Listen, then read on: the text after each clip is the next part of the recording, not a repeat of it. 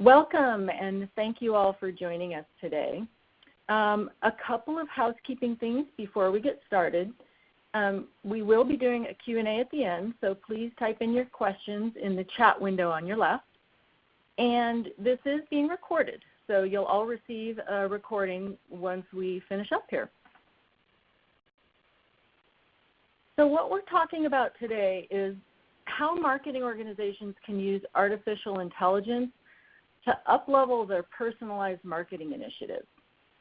And what I would like to do is introduce our two speakers for you. Dr. Anil Kaul is our CEO and co-founder. He has 25 years experience in the research and advanced analytics space.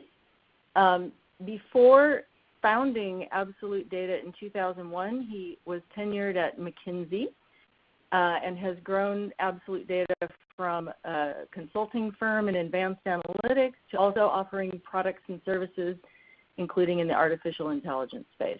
He has a PhD from Cornell University and gets frequently published in various media on advanced techniques and is invited to speak at several international conferences. So we're very pleased to have him with us today. And secondly, we have Rajat Narang, who's our Associate Director of Analytics. He's been with us for 13 years, leading our advanced analytics initiatives. He's worked extensively on key machine learning algorithms and our AI initiatives as well. He has a master's in engineering from the Indian Institute of Technology in Delhi, which is one of the elite academic institutions in India. So very pleased to have both of them today. And with that, Rajat, I will hand it over to you to get started. Thank you, Sandra, and hello, everyone. I'm really excited to talk about AI today. And as we are speaking, Google's AI program, AlphaGo, has won the first round of the against Qi, the world champion of Chinese board game Go. That's truly history in the making, and we definitely are part of that history. Talking about history, 20 years ago, IBM's Deep Blue was in the news when it beat the then chess champion Garry Kasparov. IBM was again in the news when IBM's Watson beat its human competitors at Jeopardy, a popular game show in US. Very recently, Google showcased its supremacy in Chinese board game Go for the first time when it beat the human players in 2016. So what's really common around these events? The common theme around these things is artificial intelligence and the fact that it's getting smarter day by day. It's solving more complex problems, as we can see in these examples, which have an increasing order of complexity. And AI is outsmarting humans really. But that's not the only use of artificial intelligence. AI is in fact used to assist the humans in more ways than one. It has applications in so many industries. To give a few examples, agriculture is one of them. In agriculture, farmers nowadays are just with the image that they are clicking off their crops, are able to identify whether their crops are infected or not. In another example, farmers are planting sensors in their entire field and utilizing that data to get actionable recommendations on how to improve their yield. In another industry, healthcare, artificial intelligence is supporting the doctors to diagnose very difficult to identify diseases like cancer. It's making the diagnosis more accurate, more scalable, and is assisting doctors even in surgery. In the transportation industry, we have all heard about AI-powered self-driven cars and probably used the GPS navigation technology, which is powered by artificial intelligence. These are just a few of the examples that are impacting our day-to-day lives in the AI. And AI is not only in our day-to-day life. It's also in our conversations. These are some of the things that some of the well-known personalities are talking about AI, whether in a positive light or seeing as a threat. But whatever their opinion might be, AI, we believe, is here to stay, and probably for the betterment of human race. Before we jump on to artificial intelligence and its application in marketing personalization, let me take a small detour to talk a little bit about the technicalities of AI. There are different definitions that are being used to talk about AI, but the image that comes to people's mind is probably of a sci-fi movie like iRobot or Matrix, or maybe an image where a robot is interacting with a human and helping humans. The way we like to define artificial intelligence is a mechanism which allows the machines to replicate what a human can do. And that, we say, are three simple steps, which is sense, comprehend, and act. Today's machines can sense and perceive the world around them through image processing and audio processing. They can not only read or see, but they can also understand what it means, which is they can comprehend the information that is thrown at them. And eventually, they can also take action based on the information that is provided to them. When we think about action, it's really two parts. The one is deciding what action to take, and secondly, the ability to execute on that action. And today's machines can do both. These three things, when combined together and done by a machine, forms a comprehensive artificial intelligence system. And there are a lot of applications which showcase these three abilities. But there are certain applications which personify each one of them. For example, when we think about the facial recognition system developed by Facebook called Deepface, that's sense, which is able to process the images that it's thrown at. It's able to take the information of human faces in a digital image and identify who's who, and tag that with over 97% accuracy. So that's a really great example of artificial intelligence system being able to identify what humans can do. Siri is a very nice example of comprehend. Siri is able to understand what the user is saying or asking. Siri is able to understand the context in which the information is asked and use these two information to comprehend and provide the right answers to the end user. And this comprehend is actually a very favorite topic for me, because we are actually working on a particular project right now on e-discovery, where the client of ours is supposed to look at a lot of annual reports for a huge set of business companies and able to understand what each of the reports is saying, tag each of the articles with the relevant keywords and tags, and make information easy to consume for the manual business user. So that's an example of comprehend. Netflix recommendation engine is a very nice example of act.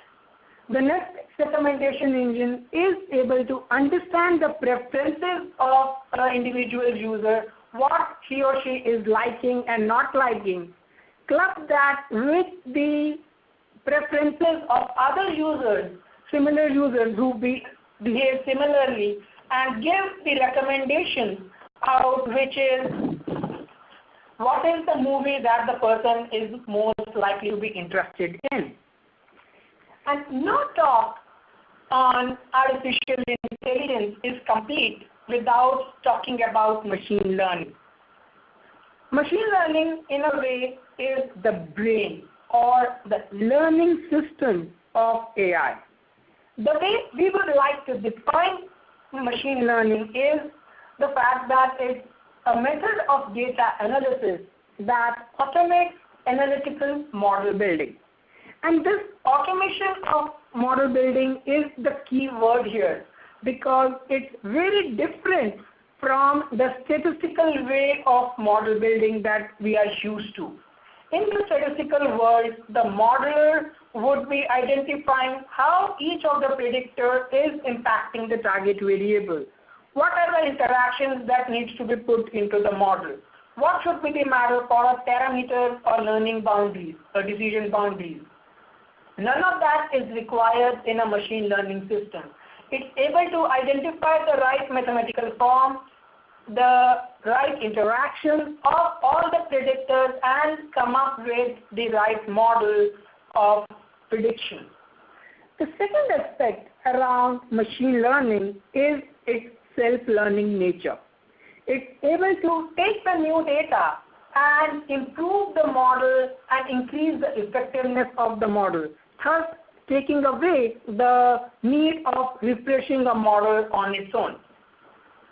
The three different kinds of machine learning that are used are supervised learning, unsupervised learning, and semi-supervised learning.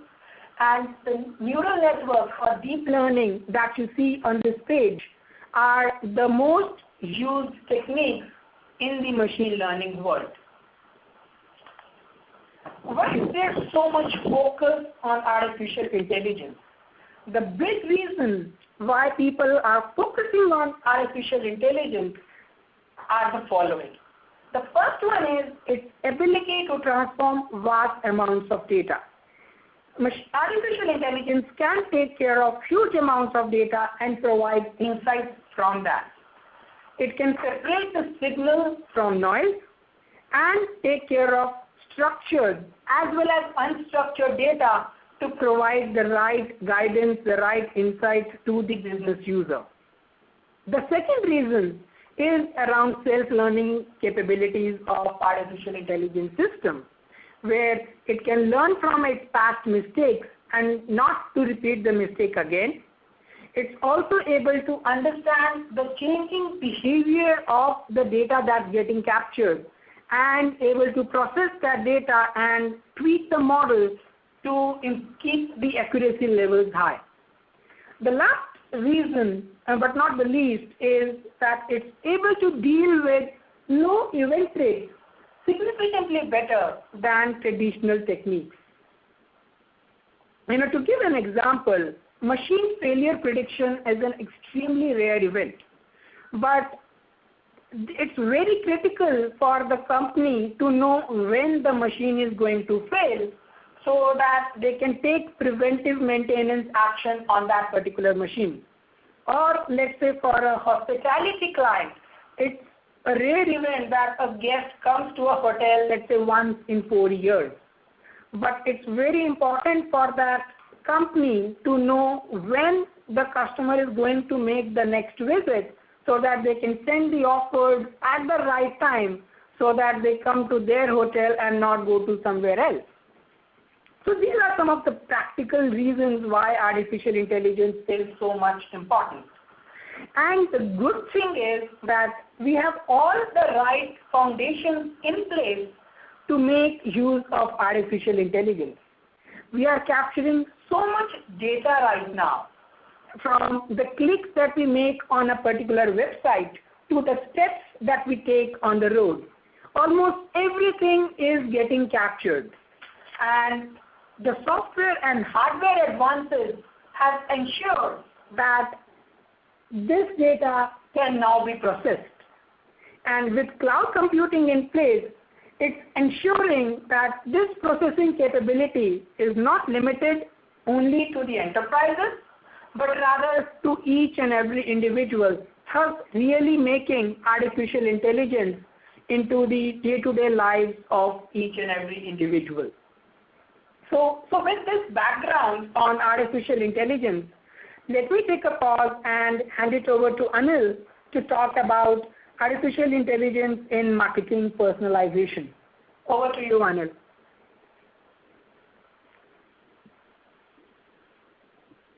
Thank you, Rajat.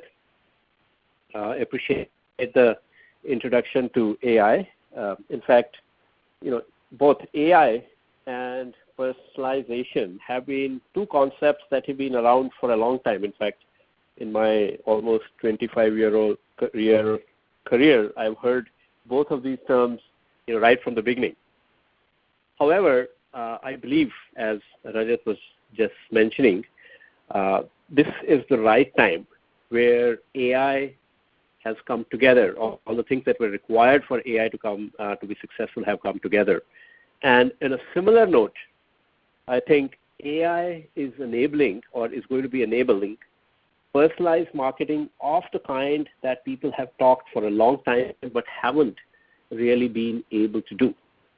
There are tremendous possibilities of leveraging AI and the power of AI for making marketing better, particularly making it a lot more personalized than it has traditionally been.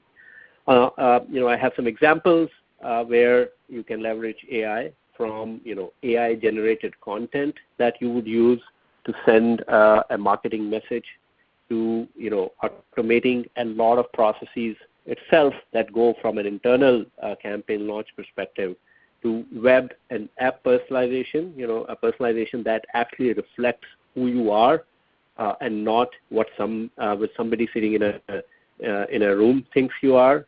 The one-to-one dynamic emails where you can actually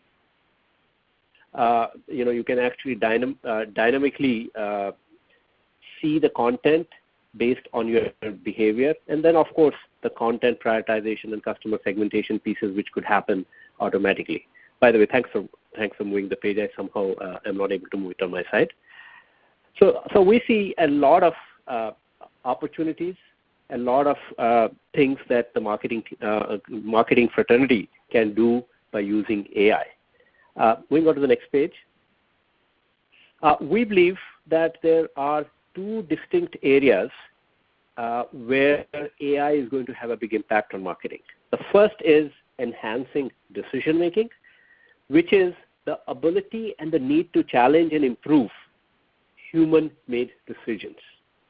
And the second is automating decision execution itself, which is a lot of the work that might be getting done by humans could actually be automated through the use of technology. And I think the biggest impact in personalization is actually where both of these things come together. And let me spend a minute on what I mean by enhancing decision-making, because I think this is an important concept here. We humans are very good at connecting certain data points, being able to figure out what it means, and then being able to make decisions based on that. However, we are not as good as computers or machines are at finding deep patterns in the data, finding patterns that might be applicable to an individual customer, finding patterns that might take, might need to look over different types of data sources. And that is where AI and computers come very handy, because they are very good at, jumping through a lot of data and being able to figure out what it means, while humans are very good at connecting the dots which might not be apparent through the data. And we believe that AI is going to play a big role in enhancing human decision-making, and not like a lot of people who are saying that humans will totally get replaced with AI. We believe the combination of the two is what will be the most successful, will be what people will follow. In fact, if we go to the next page, you will see that AI, previous page. Apologize, yeah. However, what we've noticed then that most of the organizations, AI and technology are mostly used to execute decisions and not to improve decisions, which is very interesting. If you look at marketing automation software, most of the focus is on execution. You have to come up with a campaign, and your marketing automation software will execute it. It will send the emails. It will figure out, what channel you are sending the information through and send it out. But it won't tell you what campaign you should be running. Similarly, if you look at social media, digital ad solutions, any of the tools that are out there, they're all about taking taking execution on where a human is currently making decisions. And we believe the big opportunity through AI lies in improving those decisions itself.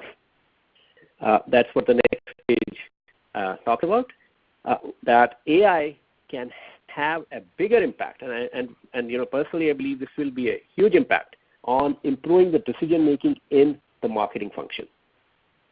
So we have some examples here. So for example, 80% of marketing automation users have seen that their success in generating leads, converting leads increases tremendously.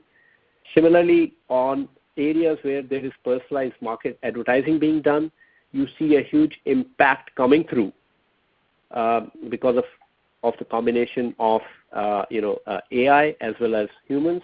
And similarly, when you look at personalization, which is the focus area for us today, we see as big as improvement as 8x increase in ROI coming in when you are able to use AI for automation.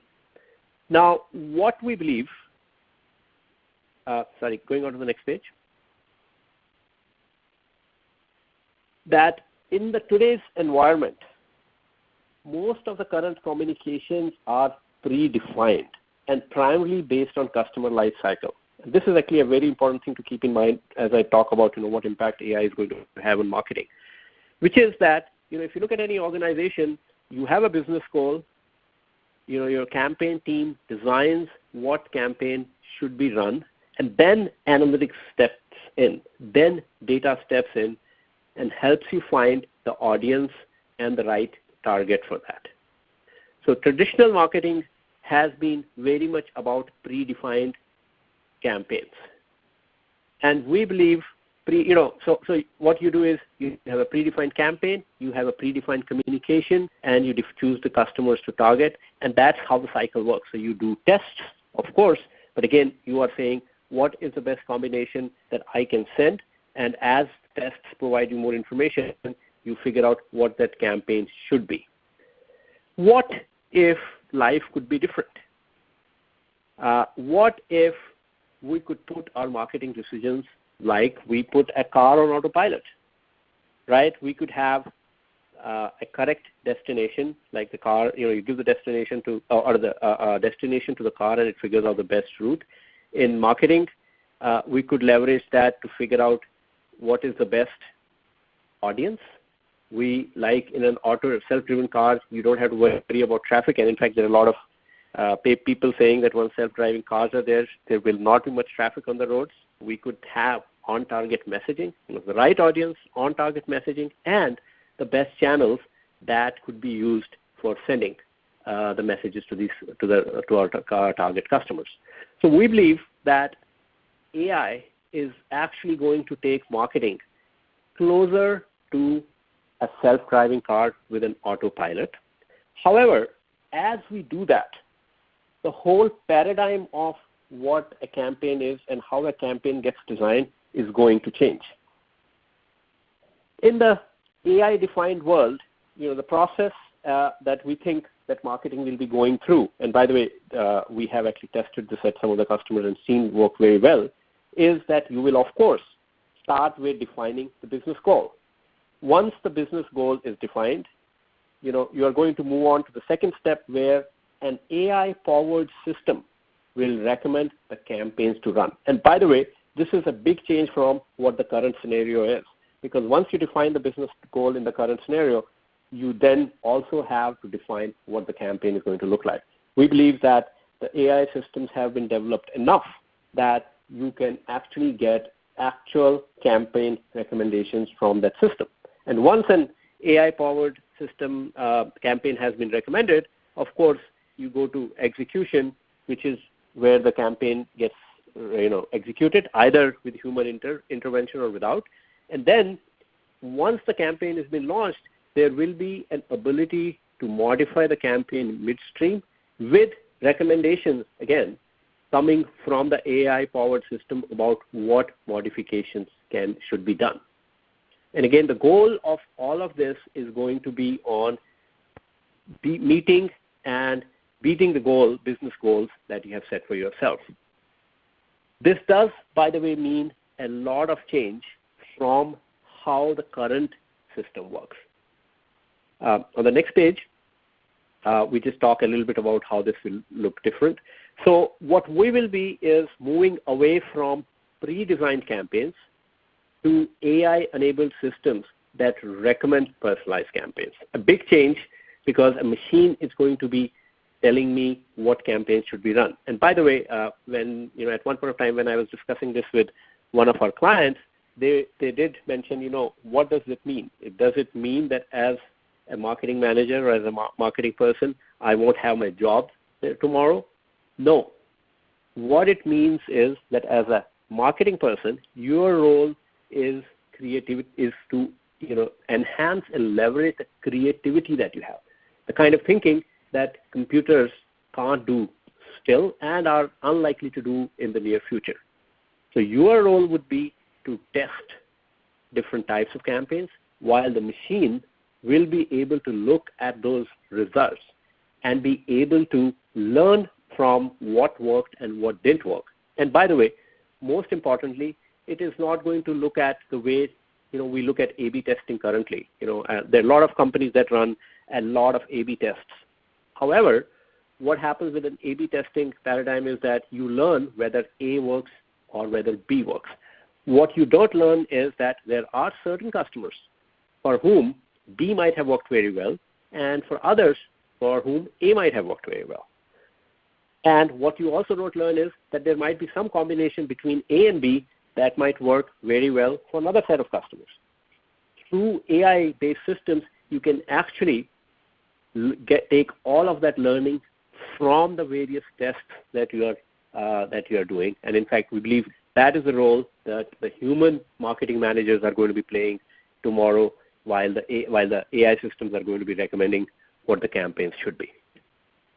Moving on, the second piece would be that the current campaign strategy tends to be very business-centric, which is that we tend to fix off what is my goal and what's the campaign that will get to my goal. From there, we're going to move to a very customer-centric campaign personalization strategy. What does it mean? What it means is that we will literally be looking at each customer and saying that given the business goals that I have, what is going to work likely for this particular customer?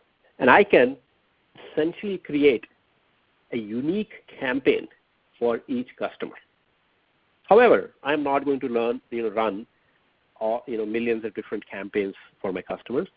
But once I am able to create unique campaigns for each customer, I can then aggregate over those campaigns to figure out what are 3 or 4 or 5 best campaigns I should be running so that I can hit my business goals.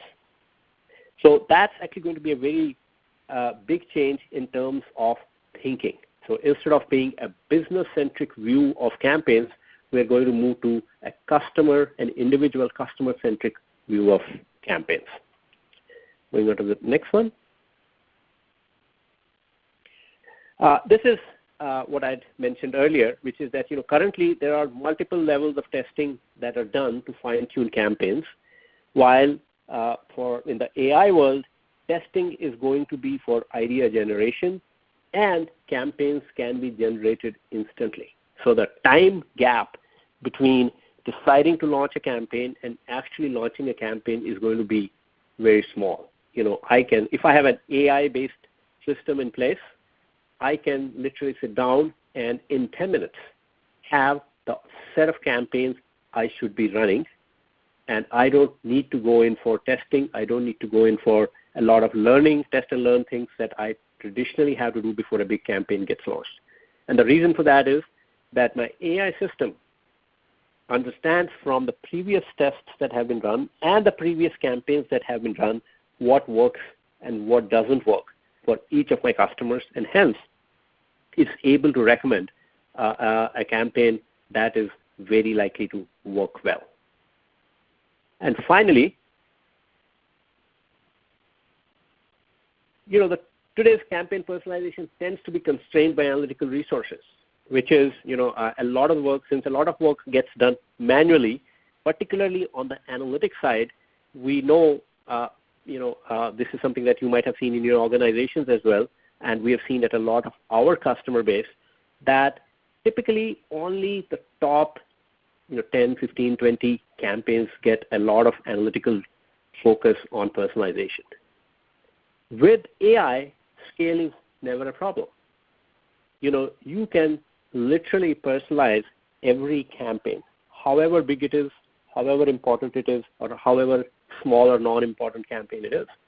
Because for AI-based system, personalizing each and every campaign is not a problem at all. And hence, what you see is that the tomorrow's marketing world is going to be very different from what we have today. Starting with, the recommendation of campaigns that are customer-centric, which are using all the testing that has been done as a learning exercise to build the campaigns, and finally, campaign personalization being done at a scale. And what that's going to do is give huge improvements in ROI of our marketing dollars. So the question that comes next is how and what is required to do AI-based personalized marketing. And there are 4 components to it. The first is we need to create a customer 360 view or a database that includes all the information that we have available about a customer. And by the way, what it also means is that other than the data that you acquire about a customer, like information about their demographics, information about their purchase history, information about the various connects that you've had across various channels, you also have to build, and you tend to build what we call a database of predicted information. So to give you an example of what I mean by that is that not only do I have information about what the customer bought at what price, I also have information based on my AI models whether this is a price-sensitive customer or not, whether this is a customer that prefers a particular type of interaction on a particular channel or not. So there's a lot of derived information that I build, and I put that into my customer 360 database because all of that information is very useful for building of those campaigns. The second step that you have to do once you collect the data is to build predict behaviors. And you predict behaviors at 2 levels for each of the customers. You predict what is the most likely action they are going to or willing to take. Is this customer going to buy another sweater? Are they going to be more likely to buy some other category? I think that's a very important piece. So you're going to be able to predict what's going to happen. The other important thing that you're going to have to predict is how are they going to respond to a particular campaign. So if I send them an email with a particular offer, what is the likely response to that? So I have predictions about purchase. I have predictions about my communication. The third is that the AI systems need to be integrated into the decision-making workflow of the organization itself. So they can't be sitting on the sidelines. They have to be part of how decisions are made. And that's, again, another critical piece that we will have to build in, because typically what today happens in most of the organizations is that the analytics team sits on the side, gives you the information that is required. However, because AI systems are so enmeshed in how decisions are being made, they need to represent and focus on the workflow that you have in the organization. Finally, all of these AI systems need to be self-learning, which is that as you take any action, the system has to be learning and improving its predictions with every new point of data that comes in. If I send an email and there is no response, that's a data point for me as well. If I send an email and I get a response, that's a piece of information as well. So it's a self-learning model that over time, might get to a place where we would know our customers better than sometimes they know themselves. So if you're able to put these 4 pieces together, you have an AI-based personalized marketing system, which, by the way, you could actually have today. Going on to the next page, please. I talked about personalization and AI. The interesting thing is AI is already impacting business and creating huge amount of value across the board in lots of different areas. We know about the Netflix personalization recommendation model algorithm. This is something that everybody talks about. It is supposed to be valued at about $1 billion of extra value that it creates for the company every year. UPS has used AI to optimize its travel routes, which is, again, help them save a huge amount of money in terms of miles traveled and hence the fuel cost that comes with that. Similarly, Google has used DeepMind AI to reduce its electricity consumption in cooling its data centers by 15%, resulting in savings worth millions of dollars.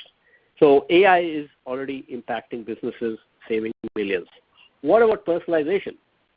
I don't have any public examples to share, but I do have an example where we've done something.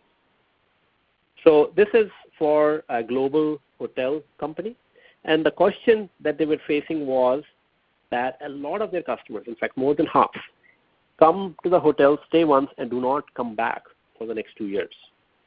So the goal was, how do you turn these lost guests into loyal customers and revenue? How do you send a campaign that can actually get them to come back and stay?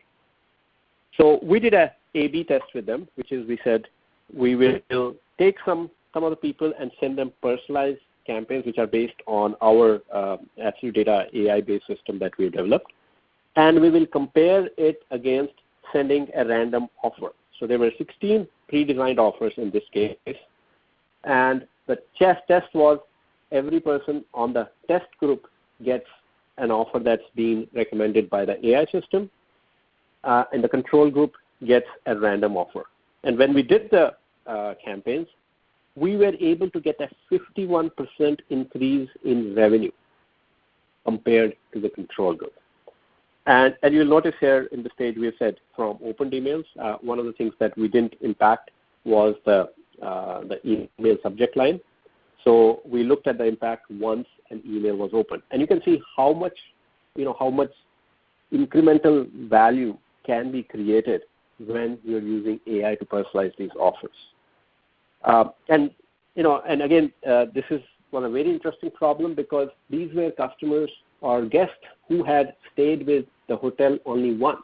What that means is that the data and the information that was available to us about these guests was very, very sparse. We had one stay. However, because we went through the model that I mentioned earlier, which is we predicted what their next behavior would be, and then looked at what is the likely response to particular offers, we were able to get this increase. So just to make that a little real, we had 2 guests, both of whom stayed in an airport hotel.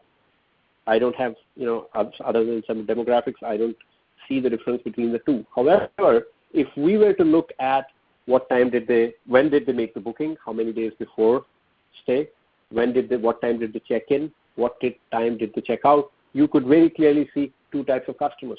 There was a set of customers who had stayed at an airport hotel because they wanted to catch up an early morning flight. And they checked in the evening, left early in the morning. There was another group of guests who were probably business customers who were staying at an airport because they arrived at a flight late at night. They checked in late and left early in the morning, but after breakfast.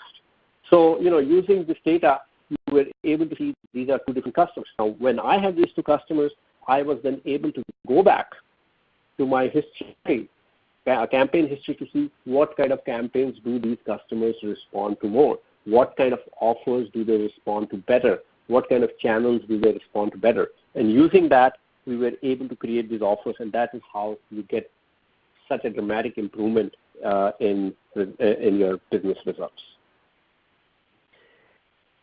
All right, so going on to the next page. We believe that AI-based marketing is going to require a lot of re-engineering and changes of roles and thinking in marketing teams. There will be changes in terms of the skills that marketing professionals need. In fact, this is a very interesting one because for a long time, I've heard about marketing professionals wanting to become more and more analytically savvy. My prediction on this one is that, since analytics will get done by machines, you will be looking for marketing professionals that are more and more creative, that can think out of the box for doing the tests that need to be done. Size, how big will the marketing teams be, with automation taking care of a lot of activities that marketing teams do right now? Will we have smaller teams? Priorities, what will be the areas where marketing teams will be spending their time on? Will they be different from what we have today?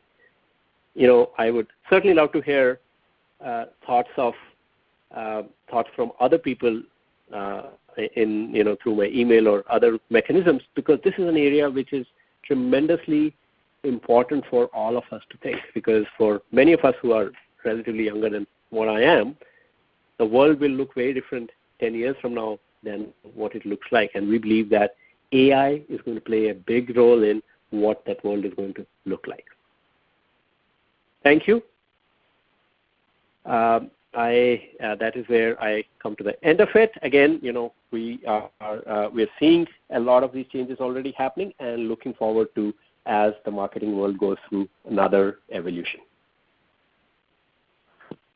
Rajat, back to you. Thanks. We'll take a minute and we'll collect all the questions, and then I'll start asking the questions. Great, thank you.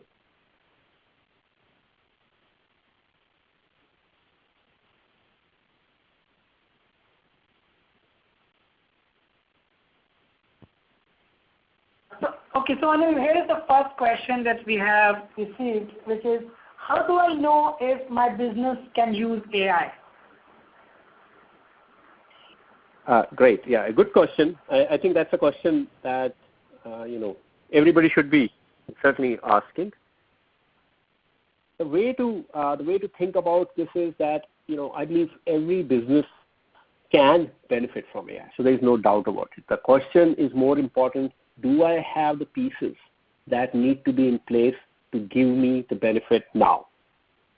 And if I think about that, I think I'll go back to one of the pages that I discussed about, which is making sure you have the data available. That's, of course, the most important thing. Making sure you have the business questions that you've identified in a particular organization, because you want to make sure that you use AI to help you impact the business areas that really matter.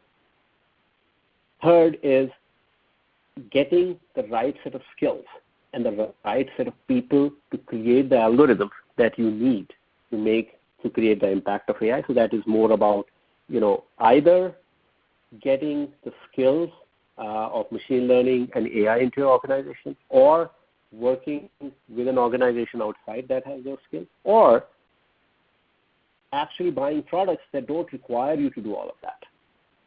So one of those things you will have to do. And finally, and most importantly, ensuring that as you build as you build all these AI systems, you are taking your internal work processes into consideration and tying in all of that into that. So I think if you go through these different steps, you can start seeing the benefits of AI through the organization.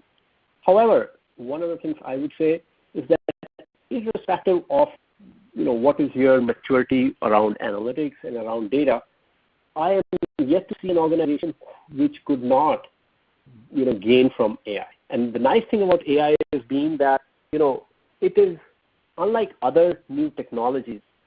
You don't need a huge amount of budget and a huge amount of time to see impact. You can do a pilot test at a relatively low cost in literally 6 to 8 weeks and see what kind of impact it has, and then of course you can roll it out if it makes sense. Thank you, Rajat. The next question, please. Okay, so the next question is, in my marketing communication, if I'm wanting to personalize something, what are the different things that I can personalize using AI? Okay, so the question is, what are the different components of my communication that I can personalize using AI? Depends on two things. First is, I have a expression that I use in such situations, which I call, what are my degrees of freedom here? So if I am taking a decision about sending a marketing communication, what are my degrees of freedom here? What are the things that I can change? And anything that you can change, AI can help you optimize it on one condition. And that one condition is that you need to have data from the history about what happened when you changed those things, right? So I could take let me take an example of an email communication. I can, of course, modify my headline, like subject line, how I address the person, what message do I say. With AI, I could, if I have run tests or I have run campaigns where there was a difference in tone that I used, there are tools available that can recommend the tone that you should use in your messaging. There are tools available that will tell you what keywords you should be using, what particular offer should you include in there, and should that offer change based on what channel you're using. So AI, again, is constrained not by the decision you want to take, but by the data that you have available and what you can actually change in your marketing communication. Thank you. Okay, great. Anil, the next question again is on the marketing communication, and it's talking about how much data is required for artificial intelligence to make good recommendations. Right. Yes. Data is certainly a very critical component of AI because AI does require a lot of data to learn. Now, data can be in two dimensions, right? You can have data which goes back historically and data that is broad, which is the more information you have about a customer, AI becomes better at being able to predict what that customer is going to be doing. The good news is that, particularly in the digital space, the amount of data that we collect in relatively short time is quite huge. So what it means is, unlike in my old world of CPG, where I needed 3 years, 4 years of purchase history before I could do anything, in the digital world, you can actually generate tremendous amounts of data in as short period as 9 months to 12 months. With that data, AI has enough information available that it can start giving you some good recommendations. But again, always more data is better, but at the same time, you don't need huge amounts of data to get started. Yes, your recommendations will not be as good as they could have been if you had more data, but at the same time, because of the self-learning mechanism that you have, the moment you start making recommendations and you start seeing the impact of those recommendations, your algorithms are learning and becoming better and better. So even if you start with less data, and as you start collecting your data very quickly, your algorithms will start giving you very good recommendations. Great. Back to you. The next set of questions is actually more around operationalization of artificial intelligence.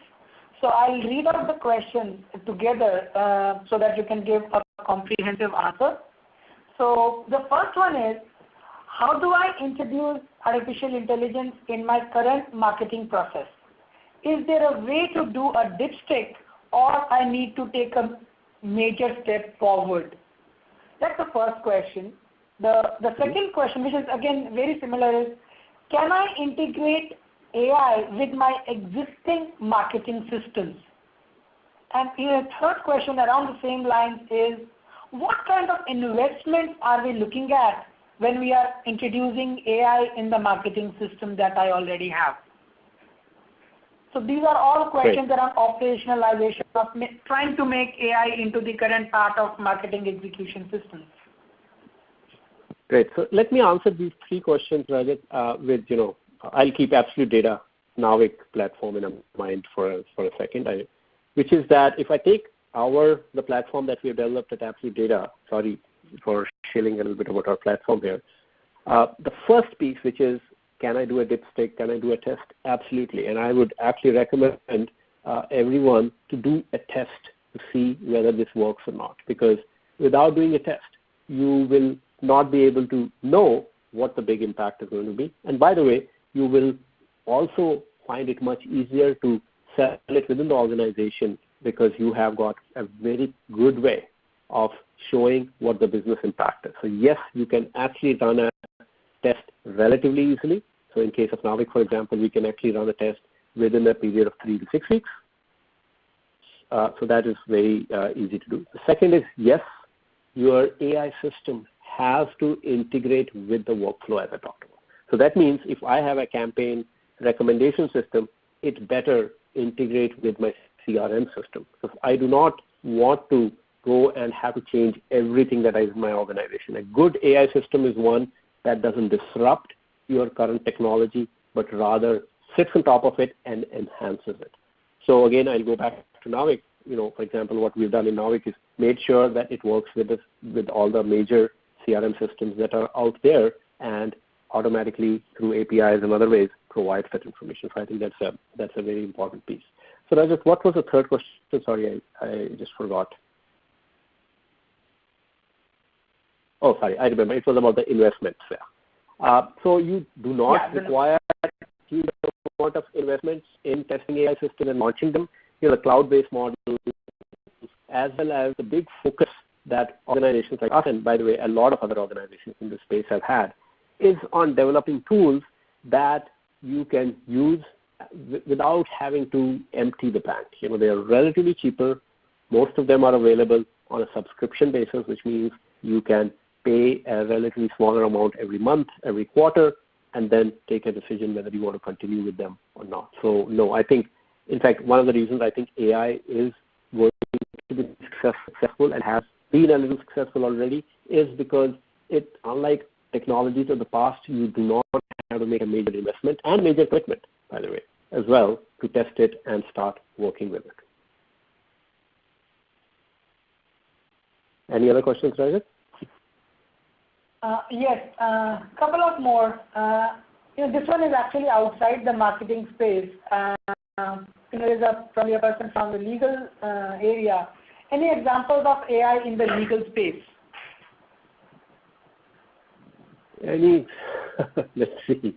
I think on the legal space, I don't personally know much about, but I've certainly read a little bit about. So, for example, 2 examples that come to my mind are, one is I had read somewhere about that there is someone developing an lawyer's assistant based on AI, which is basically going to be able to look through case histories and be able to recommend to you what would be the best strategy for fighting the case. Sorry, again, I'm not an expert on this, so but that was my sense. The other one, which I've also seen, is about predicting the outcome of a case and also predicting how many resources will be required to fight the case, which is that using the data that is available about all the cases in legal cases in public, you can actually build a deep learning model that can predict when you get your case as to what's the chances of winning and how much money will you have to spend to get to that point. So those are the 2 examples that come to my mind. But at the same time, I would certainly add that AI is right now being targeted across the entire set of operations, professions, businesses, and I think in a year to 2 years we will see a lot more examples. But again, marketing being one of those areas that tends to adopt technology before others. In marketing, we are seeing the impact now rather than in the future. And Rajat, let's have just one more question, and then we'll wrap it up. Okay, sure, Sandra. So this is the last one we'll talk in this webinar, which is, what user actions typically contribute to self-learning? Okay, so user action. So I think by user action, I would assume this means customer actions, if that's what I assume the user is. So my sense will be that any type of data that I can capture about a customer, and by the way, it would mean action and non-action data, both of them contribute to self-learning, right? So if I send a communication and somebody responds, I learn about that. But if somebody doesn't respond, I learn about that as well. So any amount of data that I can get both from an action and a non-action perspective on a customer is always something that gets included in the self-learning module of AI, and my algorithm starts becoming better. All right? Okay, very good. Well, thank you, Anil. Thank you, Rajat, so much. That was a fantastic session, and thank you for the good questions from our participants. And this concludes our webinar. You'll all be receiving an email with this recording, so you can share it and view it as needed. Thanks again, everyone. Thank you. Thank you.